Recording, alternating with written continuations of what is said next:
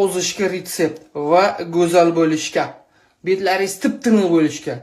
Halishni o'zim shu narsani iste'mol qilyapman. Guvohim bor. Ko'ring.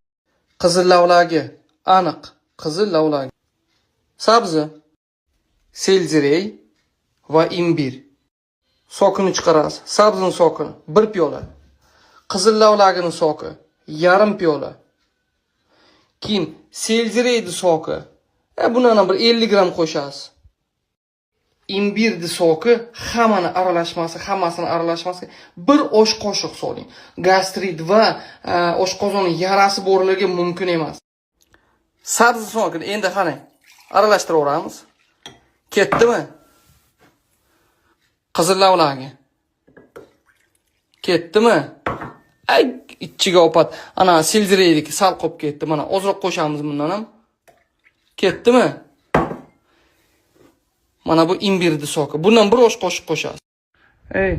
Ishoning, 3 kun hech narsa yemagan holda imbir, sabzi, selzerey, qizil lavlagi. Ishoning, betlaringiz tiniq bo'ladi.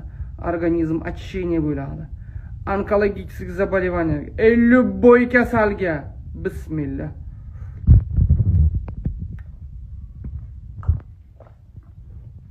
Uch kundan beri hech narsa yegaman, faqat shuni ichyapman. Qorningiz to'q bo'ladi. Qornilaringiz yo'qolib ketadi, jirlar erib ketadi. Jiroviy gepatoz deysizmi? Ichak kasalliklari deysizmi? Semiz bo'lsangiz, ozasiz. Shuna qilib yuring. Voy, qiling. To'g'rimi? To'ychi? Hop deng. Hop deng.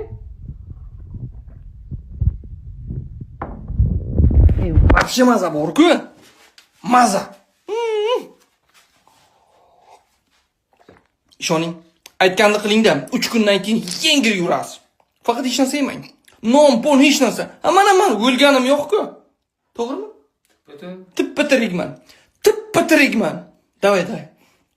Gazim o'zinglar. Selderey bilasizlar, suyak bo'g'in kasalliklari uchun, ozish uchun, imbir to'qlik hissini beradi, ozdiradi. Sabzi, qizil lavlagi qonni ko'paytiradi. Onkologiya bizni 50 boy kasalga ketadi. Davay, shu bugun